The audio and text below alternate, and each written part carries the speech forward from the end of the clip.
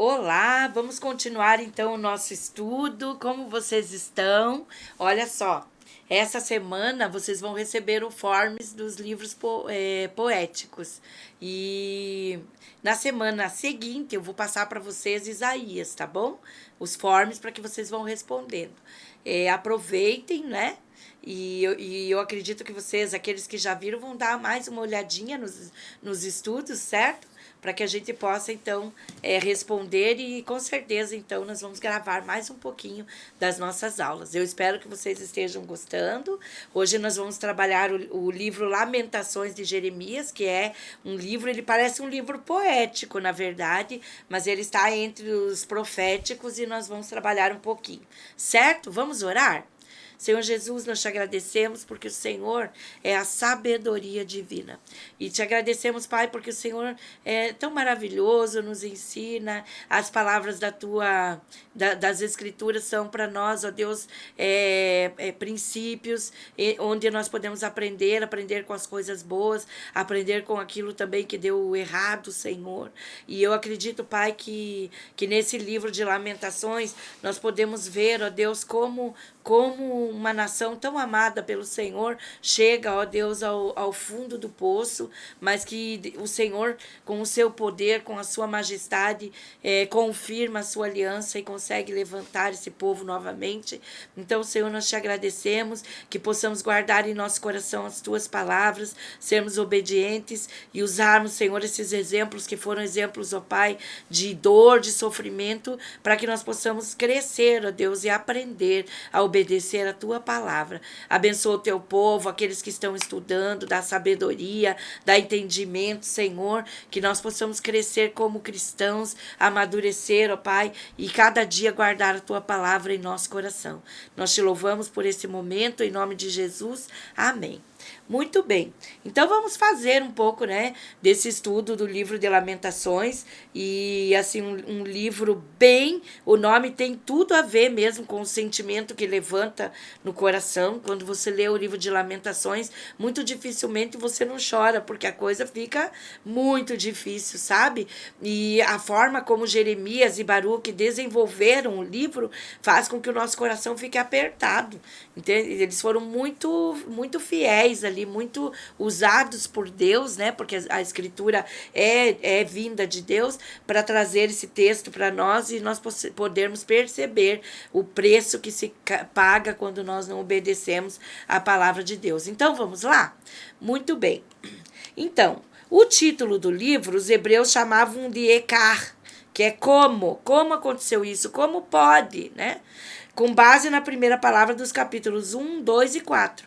Uma palavra característica de lamento, tá? Então, é como se eles estivessem questionando como pode acontecer uma coisa dessa. Mais tarde, os rabinos mudaram o nome para Quinot, que lá em Jeremias 7, 29, que significa alto choro ou lamentações, como um canto fúnebre. E é bem isso. A perspectiva desse livro é essa, né? Chorar, ter luto pela cidade, por tudo aquilo que aconteceu. Lamentação é a tradução latina do termo grego trenoi, que significa alto choro. Então, Lamentações de Jeremias, né? Olha só. Quando a gente fala Lamentações de Jeremias, a gente já percebe o autor, certo? Embora o livro seja anônimo, sua autoria é atribuída a Jeremias pelas tradições tanto judaicas como cristãs, tá? Foi ele um dos líderes a lamentar a morte do rei Josias, e nós vemos que todo esse caos, todo esse final aí do povo de Judá, ele acontece, ele parte do momento em que o rei Josias é morto. O Senhor o instruiu em Jeremias 7, 29 a prantear sobre os altos desnudos. Embora os estilos literários sejam diferentes, nos dois livros, muitos dos temas e expressões são muito semelhantes. E isso faz com que a autoria caiba certamente em Jeremias. E o texto, aquele texto que nós já falamos em Jeremias, os olhos do profeta se desfazem em águas. Lamentações 1:16, 2:11, Jeremias 9:1 e 18b vai falar sobre isso. Então, todas essas características nos levam, né, a crer que o autor é mesmo o profeta Jeremias. Isto porque também Jeremias vivenciou, ele não olhou isto acontecendo. Jeremias estava dentro de todo esse caos e por isso ele tinha, então, essa dor no seu coração. Ninguém melhor do que Jeremias estava preparado para escrever as Lamentações. Quanto à caracterização emocional, o interesse espiritual e expressão literária. Também não havia alguém tão historicamente ligado aos trágicos acontecimentos como testemunha ocular. Então, esse foi o caso dele. Ele estava ali, né? Ora, ele estava profetizando, depois ele é lançado num fosso, né? Na prisão, né? E ali, então, ele produz, né, as profecias, ele vai orientando, mesmo preso, ele é tirado ali várias vezes para falar, e quando ele fala a verdade, muitas vezes Jeremias é açoitado, é espancado por isso. Como aconteceu com o livro de Jeremias, Baruque pode ter sido o escrivão a tomar nota das expressões de pesar ditadas pelo profeta. E no capítulo 36, 4, nós vemos então uma comparação desse texto aí de Lamentações. Que data foi escrito? Em 586 a.C., ou seja, no ano da destruição, né? No ano do exílio babilônico, no ano em que a cidade é destruída. Quanto à data desse livro, há que se considerar 2 pontos, tá? As expressões e o conteúdo emocional, ou seja, quem escreveu, que no caso a gente atribui a Jeremias, ele estava carregado de emoção, então ele estava vivendo esse pesar, né? E a sua redação aprimorada. Então, há 2 pensamentos a respeito de como esse livro foi escrito. Então, o fluxo de pesar expresso sugere uma época logo após a queda de Jerusalém, quando a lembrança era recente. Então, entende-se que Jeremias ele foi rascunhando tudo aquilo que estava acontecendo, entendeu? Em tempo presente, de agora, aqui e agora, né? A redação bem aprimorada e bela, apresentada em formato de acróstico, sugere um longo período de reflexão e construção. Então, é provável que o profeta tenha escrito o livro em meio aos acontecimentos e mais tarde ele tenha formado o texto com requintes de acróstico para melhor memorização. Então, a redação deve ter sido no verão de 586, que foi o momento da destruição, em meados de agosto, certo? A data da destruição de Jerusalém é considerada o 9º dia de Av, 5º mês. É a data geralmente aceita para as comemorações da destruição de Jerusalém. Nossa comemoração, nós já vamos entender por quê, né? Desde a segunda destruição no ano 70 da nossa era, olha, 70 depois de Cristo, Jerusalém foi novamente destruída, tá? Por haver outras datas no texto bíblico, faz-se necessário uma harmonização. Então, os judeus fizeram um levantamento e nós vamos entender isso. 9 de julho de 586 a.C., os muros destruídos, o rei foge e é perseguido. Jeremias 52, do 6 ao 11, tá? Em 7 de agosto de 586, o templo, as casas e as cidades são queimados. Isso está no livro de 2 Reis, capítulo 25, 9, do 9... Desculpa ali que eu errei eu coloquei 9:9, deve ter mais uma sequência ali e eu errei, tá? Então, 7 de agosto de 586, o templo e as casas, a cidade é destruída. 10 de agosto de 586, acontece a destruição e incêndio completados. Lembra que eu comentei com vocês que os rebeldes se levantavam, faziam um levante ali, e então Nabucodonosor mandava o seu exército. E cada vez que ele mandava, alguma coisa, vamos voltar aqui, era destruída. Então, no primeiro momento, né, eles tomam a cidade e levam aqueles nobres, lembram que nós comentamos nos outros livros, né? os muros destruídos. Uma cidade sem muros nessa época é uma cidade que está sem proteção. Os muros são a proteção, certo? Então, a gente vê ali que o rei fugiu, foi perseguido, foi levado, né, para Babilônia. 7 de agosto, então, veja, logo em seguida, outro grupo é levado, e quando acontece isso, é nesse episódio aqui, ó, 7 de agosto, que é considerado o Av aqui, nessa data, o templo é destruído, é queimado, porque vocês sabem, o templo de Salomão, ele era feito com madeiras nobres, tá? Cedros do Líbano, ele era revestido com prata, ouro, depende do lugar, e cobre, né? É bronze, minto, não é cobre, é bronze. E os pratos, os utensílios, as pinças, porque haviam muitos instrumentos ali. E eles foram levados então, tá? As casas, as cidades, olha, esse é a segunda rebelião. Na terceira, lá em 10 de agosto, ó, destruição e incêndio completados. Então, não bastando aquilo ali, aconteceu mais essa destruição e incêndio lá no capítulo 52, 12 a 16. E lá num dia X, que a gente não sabe, do mês de outubro de 586, Gedalias é morto por Ismael e pelos dissidentes. Gedalias seria, então, um dos nobres que ficou ali responsável, certo? Visto que a destruição do segundo templo no ano 70 ocorreu no dia 9 de agosto, então comemora-se nessa data a destruição de ambos os templos. Veja, todas as 3 vezes aconteceram no mesmo período, porque teve mais uma, tá? Olha lá. Internacionalmente, foi uma época em que as nações fizeram manobras pela conquista do mundo. Isso é o cenário político. Eu puxei aqui para vocês entenderem o cenário político do livro de Jeremias, porque Lamentações ele acontece concomitantemente com o livro de Jeremias. Então, 3 nações envolvidas, nós falamos Assíria, Babilônia e Egito, e Nabopolassar da Babilônia, com auxílio dos medos, tomou a cidade dos assírios, que vinham controlando o poderio mundial por quase 2 séculos. Lembram que Israel havia sido dominada?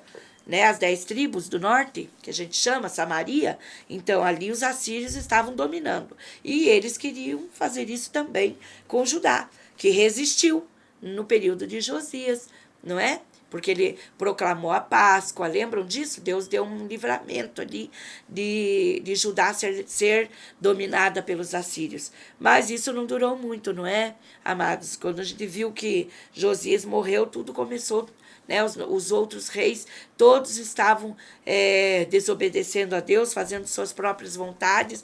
Nós vimos, inclusive, do rei que queimou o seu próprio filho, né, aos ídolos, e aí por diante, né? Então, os assírios vinham controlando o poderio mundial por quase 2 séculos, e em 612 eles destruíram Nínive. Nínive era a capital da Síria, né? E em 610 tomaram Harã. Essa Harã é aquela que Abraão, né, que a família de Abraão terá, ele constrói essa cidade, né? Ele vem lá da sua cidade natal e chega ali em Harã e ele se estabelece ali. E ela se transforma em uma cidade comerciante de joias, de minérios, e então em 605, né, em 610 eles tomam Harã, e em 605 a Babilônia destrói o Egito, ali o exército egípcio em Carquemes, e assumiu o controle da Palestina. Então aí a Babilônia passa a dominar. Viram que a Palestina se transforma numa colcha de retalhos, né? Um pouco para o Egito, um pouco para a Síria e o restante para a Babilônia. Nabucodonosor chegou ao poder em 605, no ano da morte do seu pai, e apesar do Egito ser conquistado apenas em 568, ó, isso é bem depois de Judá, né? Durante esse período o Oriente Médio esteve em tumulto. Jeremias advertia os filhos de Josias a submeterem-se à Babilônia. Aí nós vemos o profeta, então, naquele drama onde ele é considerado, né, um traidor. No cenário nacional, esse período foi negro na história dos judeus. Os pecados, a idolatria dos antepassados foram punidos com julgamento e foram 4 tragédias em Israel. Nós vimos isso, então, no livro de Jeremias, tá? Mas como o cenário é o mesmo, então eu estou repetindo aqui para que a gente possa lembrar. O rei Josias foi morto em Megido, tentando evitar que Faraó Neco lutasse junto com a Síria contra a Babilônia. Então ele estava no meio dessa guerra. E aí o que aconteceu? Ele acaba sendo assassinado. Essa foi uma das maiores tragédias lamentadas pela nação, então, dos judeus, certo?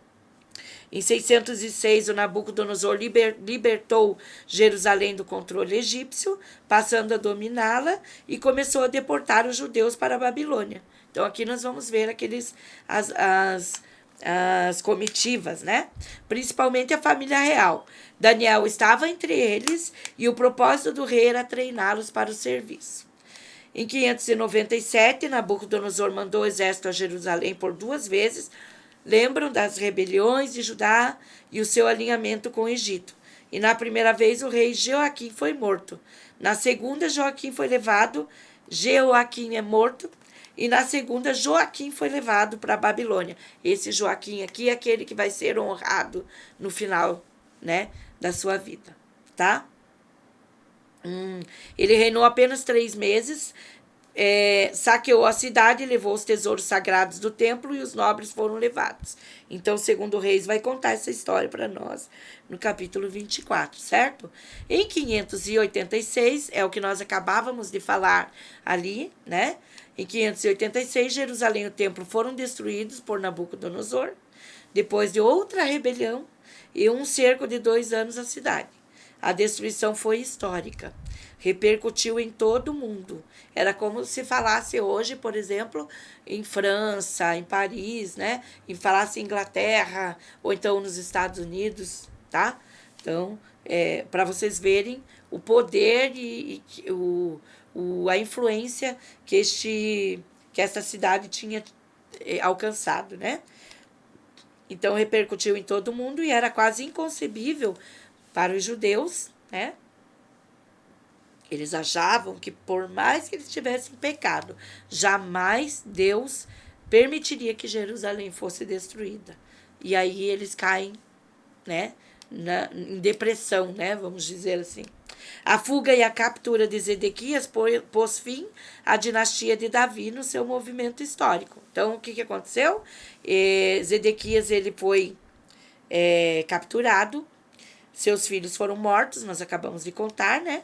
Tá? E ele havia rejeitado todas as orientações de Jeremias e, em virtude da sua deslealdade a Nabucodonosor, que havia tomado o reinado de Joaquim e Udera, tá? Então, assim, Joaquim foi levado e ele ficou encarregado de governar ali. Porém, o que aconteceu? Ele começou a levantar as rebeliões e aí é onde ele é morto, não sem antes ver os seus olhos são vazados e não sem antes ele ver, então, os filhos serem assassinados ali na sua frente, tá? Foi por esse motivo que ele sofreu a maior humilhação real. A última cena contemplada antes de ter os olhos vazados foi a chacina dos seus filhos e dos nobres. E ele foi levado em cadeias para a Babilônia. Lá no capítulo 39 de Jeremias a gente encontra essa história. A queda de Jerusalém no meio do verão de 586 ocorreu depois de um cerco de 19 meses, olha que nós acabamos de mencionar, que trouxe fome e peste. E embora Jerusalém já tivesse sido ameaçada e saqueada algumas vezes, vocês viram quantas vezes? Um pouco era queimado isso, destruído isso, levado isso. Agora, então, era o grande finale, vamos dizer assim, né? Essa destruição era inconcebível na mente dos judeus, e parecia que a nação estava liquidada, até mesmo a raça, pois seus príncipes haviam sido mortos. Então, seria o fim de Jerusalém, né? Seria o fim do povo judeu. Vamos ver o cenário religioso, o que levou isso, nós precisamos lembrar sempre. Porque nós olhamos, puxa, a Babilônia destruiu Judá. mas nós vamos ver o que levou a esse acontecimento, certo? Por isso a gente sempre olha o cenário religioso, como eu contei a vocês, o Oriente, e mais especificamente vamos falar então dos judeus, eles não separam como a gente que diz assim, o Estado é laico. O judeu, a vida religiosa dele está intimamente ligada à sua política, tá? Então isso tem um valor importante e nós aqui no Ocidente, nós dizemos, o Estado é laico. E aí nós estamos vendo o que está acontecendo aí, né? O Estado é laico, lembram?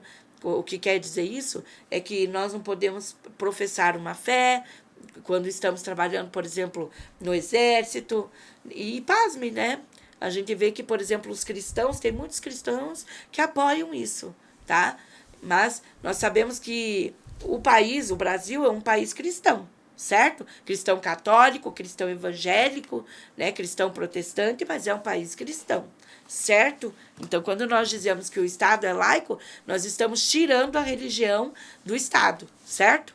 Aqui, no cenário religioso dos judeus, esse estado religioso, esse cenário é que levou a chegar aonde o cenário político alcançou. Entenderam? Então, a época da redação do livro de Lamentações, né, composto de 5 poemas, foi sem dúvida a mais sombria hora da religião em Israel. Foi o momento, eles não tinham mais aonde cultuar, eles não tinham onde sacrificar, eles não tinham aonde ir. Todos os alicerces da sua fé pareciam ter desaparecido. A cidade escolhida por Deus fora arrasada, o templo projetado e habitado pelo Senhor tornara-se um monte de cinzas, o povo tinha sido levado para a terra idólatra da sua origem, Babilônia. Então, eles foram levados todos para a Babilônia. Até mesmo o próprio Senhor recusara-se a ouvir as orações dos judeus e tornara-se seus inimigos. Lá em Jeremias 14, do 11 ao 12, nós vamos ver esse texto. Os 40 anos de pregação de Jeremias pareciam ter ficado sem a menor reação aparente, ou seja, o profeta fez a sua parte, orientou, profetizou, mas o povo não se arrependeu. A destruição do templo trouxe uma nova era à religião de Israel. Então, a era da dispersão, a era da sinagoga, tá? Não havendo o templo, muito do sistema ritual foi suspenso, pois as ofertas que acompanhavam as festas, os acontecimentos sagrados, só podiam ser feitas no altar lá no templo. Então, essa parte aqui dos rituais foi suspensa. Na Babilônia, os judeus aprenderam a adorar e a estudar a Torá em pequenas reuniões que os rabinos chamavam de santuários ou sinagogas. Então, foi lá na Babilônia, lá o livro de Ezequiel vai falar lá no capítulo 11. E aí é onde a gente vê a importância de Ezequiel para o desenvolvimento das sinagogas. Então, como não havia mais como adorar a Deus no modelo que eles estavam habituados, eles tiveram que buscar outra alternativa, tá? Muito importante. Vamos ver então e compreender que no Novo Testamento, quando começam as sinagogas, está reportando a esse tempo aqui de Ezequiel, certo? Vamos lá então. Ali os fiéis foram obrigados a lembrar e aprimorar sua fé, a fim de sobreviver como raça no meio da cultura pagã. Algum tempo atrás, quando eu disse assim, que quando os judeus foram levados para a Babilônia, Deus tirou a idolatria dos judeus, curou o problema da idolatria quando eles estavam no país mais idólatra do mundo, certo? Então, Deus deu uma vacina neles ali, eles são curados da idolatria, tanto que eles vão se levantar, e nós vamos ver no livro de Esther que os judeus são parte importante ali no contexto daquela história, certo? Veja só, né? Da fé de Israel na aliança, só lhe restaram as escrituras com as promessas da aliança do Senhor para com os antepassados, e despojados de todas as outras coisas, eles tiveram que meditar nas profecias e contar com elas mais do que nunca. O que sobrou aqui, amados?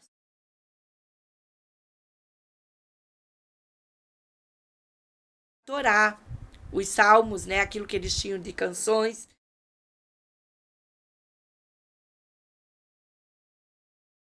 levantado profecias e eles puderam então se apegar a isso. Então, quando tudo mais na sua fé, quando o seu modelo de culto, quando até mesmo os líderes estiverem em decadência, você olhe para quem?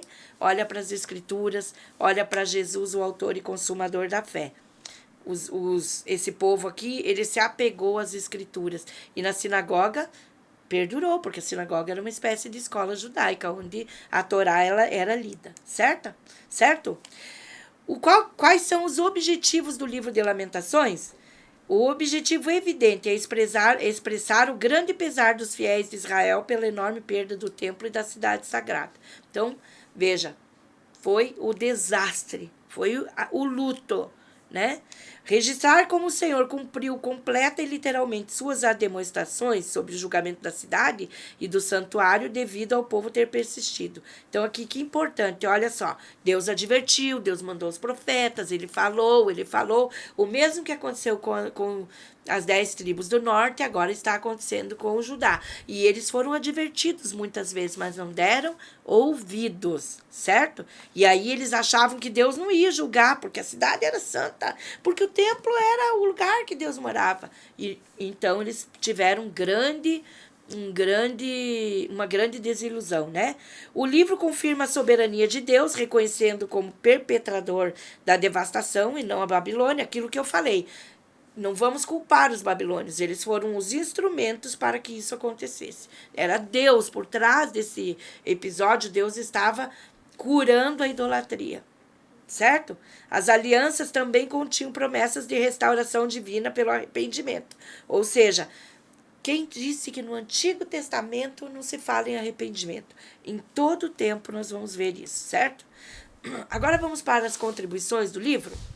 O Muro de Lamentações. Quem já ouviu falar dos Muros das Lamentações? Na cidade histórica de Jerusalém, onde os judeus têm acesso, existe até hoje o Muro das Lamentações. Eles vão lá, eles batem a cabeça, eles fazem suas orações, eles colocam ali filactérios dentro daqueles vãos que tem no muro e eles choram ainda pela cidade, certo? Jerusalém sofreu diversas destruições maciças e 3 delas terminaram no 9º dia de Av, 9 de agosto, foram elas. Destruição pelos babilônios, essa daí que a gente está contando, a destruição pelos romanos, depois de Jesus ali, né? Destruição romana do movimento messiânico de Bar Kokheba no ano de 135. Então aconteceu uma 3ª destruição em Jerusalém, certo? Todas elas que dia 9 de agosto, marquem essa data, tá? Todas elas foram catastróficas para a nação na sua época e o 9º dia de Av tornou-se o dia da comemoração desses holocaustos pelos judeus no mundo todo. Então, estavam dispersos pelo mundo, mas eles sempre lembram desse dia. No jejum anual, o livro de Lamentações é lido nas sinagogas ao redor do mundo e em muitas nações também na sexta-feira. Os judeus não fazem a correlação entre Daniel e Jesus e a destruição de Jerusalém no ano 70. Então, eles não compreenderam aquilo que Jesus fala, né? E Jesus faz uma fala, Jesus chora em Lucas 19, né? Porque ele sabe que Jerusalém será destruída. Jesus escreveu aquela destruição como a consequência da nação não aceitar a sua vinda como Messias, certo? Então, na primeira, a desobediência, a idolatria, é bem importante a gente lembrar, né, que eles não guardaram os sábados, eles não guardaram o ano sabático e por isso eles ficaram 70 anos fora da terra. Isso também nós vamos conversar nos próximos livros, tá? Que a gente quase não falou sobre isso, mas vai aparecer e nós vamos poder, principalmente Daniel, ele fala bastante sobre isso, tá? Sobre as semanas. O livro de estrutura artística, então é um livro que nós poderíamos muito bem deslocar ali do livro profético e jogar nos poéticos pelo modo como ele foi feito, né? Então, nenhum livro da Bíblia tem a estrutura artística de Lamentações. São 5 poemas de lamento, ou chamado Pentateuco de dor, com um esquema simétrico a fim de chamar a atenção para o seu conteúdo e servir de mecanismo de memorização para a liturgia, para eles não esquecerem, Então, o drama vai crescendo, né? 22 versículos, ou seja, 22 letras do alfabeto hebraico para cada capítulo, né? Com exceção do capítulo 3, que possui 66 versículos com 22 grupos. Uso do acróstico com as letras do alfabeto hebraico, mostrando a importância que Jeremias e Baruque dispensaram ao livro. Então, ele foi muito bem elaborado, ou seja, bem no estilo das canções, no estilo dos sonetos, no estilo dos livros poéticos que a gente viu. A forte ênfase no julgamento divino, então a gente não vê a culpa dos babilônicos, assírios, né? A gente vê o contexto que o julgamento de Deus. Realça o fato de que foram seus pecados perante Deus que trouxeram a destruição, e não o infortúnio internacional de que se tornarem vítimas da conquista da Babilônia. Do mesmo modo, a sua restauração também depende inteiramente do arrependimento e da volta a Deus. Vejam que importante. Certo? Babilônia, Síria, o Egito foram usados, mas foi os seus pecados, porque todas as vezes que o povo andava com Deus, havia livramento, havia crescimento. Nós vimos na época de Davi, certo? E Deus operou, né? As potências internacionais foram os instrumentos de Deus para cumprir o propósito para com o seu povo, conforme a revelação do livro. Grande é a tua fidelidade. Olha que Jeremias estava passando por todo esse caos e ele reconhece. Essa expressão aparece no coração do livro de Lamentações. Quando Jeremias viu as cinzas do templo, ele exclamou: as misericórdias do Senhor não têm fim, renovam-se a cada manhã. Grande é a tua fidelidade. 3, 22, 23. Você conseguiria, diante de um caos, diante de um luto, diante de um desastre, você reconhecer que Deus é bom? Uma pergunta para nós, né? Que às vezes nós passamos por uma luta aqui, outra ali, a gente já esquece que Deus é Deus. Deus cumpre a sua palavra, seja ao julgar o pecado, seja ao mostrar a misericórdia através do arrependimento e fé. Em qualquer situação, os piedosos podem afirmar: a minha porção é o Senhor. Lá no capítulo 3, 24, Jeremias faz essa colocação. Então, o profeta empático quer dizer, apesar de tudo que ele profetizou, que eles iam ser julgados, que havia a necessidade de irem para a Babilônia, que haveria destruição, ainda assim ele sentiu, lamentou, chorou e amou esse povo, tá? Então, admitindo-se que Jeremias foi o autor do livro, nenhum outro profeta teve tanto sentimento com o povo ou fez parte das suas dores e pesares e julgamentos. Então, ele estava ali no meio do fogo cruzado, certo? Durante quase 50 anos, Jeremias ficou com a nação enquanto ela passava pelas mais profundas provações, e ele aconselhou, não foi respeitado, foi humilhado, denunciado, preso num calabouço, rotulado de traidor, e teve um fim também bem drástico, tá? Qual é a cristologia no livro de Lamentações? Então, a única característica cristológica desse livro é o fato dele prenunciar Cristo chorando em Jerusalém quando predisse sua destruição próxima, lá em Lucas 19, tá? Leiam lá, vocês vão ver, Jesus faz um pranto ali, né? E fala também: matas os profetas, né? Não ouve aqueles que são enviados. De muitas formas, Lamentações reflete o desgosto e pesar de Deus pelo povo da aliança na hora do seu mais profundo desespero. Então, o fato de Jerusalém ser destruída, do templo ser destruído, Deus sentiu tristeza por isso também. Isaías e João afirmam que é Deus ou Cristo que enxugará as lágrimas de lamentações de todos os olhos. Então, como ali ele falou, né, que minha cabeça se tornou em águas, né, e meus olhos são torrentes, né. Então, esse texto aqui, ele lembra muito, né, que Jesus vem e ele vai enxugar toda a lágrima. Para finalizar, vamos falar do esboço. O tema é a miséria humana e o significado divino da destruição de Jerusalém. Então, as péssimas condições de Jerusalém, a cidade solitária, prolongada lamentação do povo E o 2, as causas divinas do julgamento, então o reconhecimento da ira do Senhor, reflexões sobre a ira do Senhor e reações à ira do Senhor. 3, as designadas consequências do julgamento, então a cota do profeta no sofrimento, esse é aquele capítulo que é maior, que são 66 versículos, tá? E pode notar que ele vai falar da parte do profeta.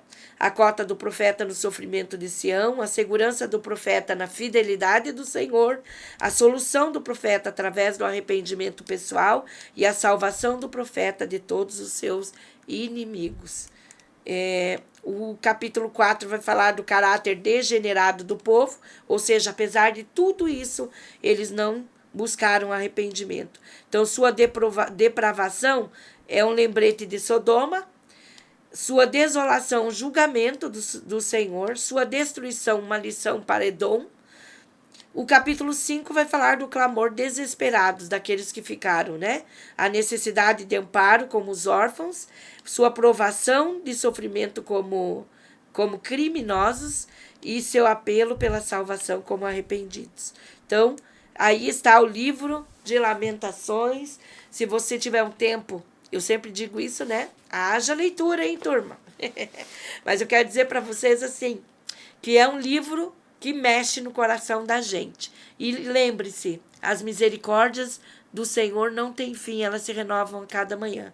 Se nós fôssemos olhar para o nosso templo do Espírito Santo, que é o nosso corpo, e lermos Lamentações, nós vamos ver que nós precisamos andar em santidade.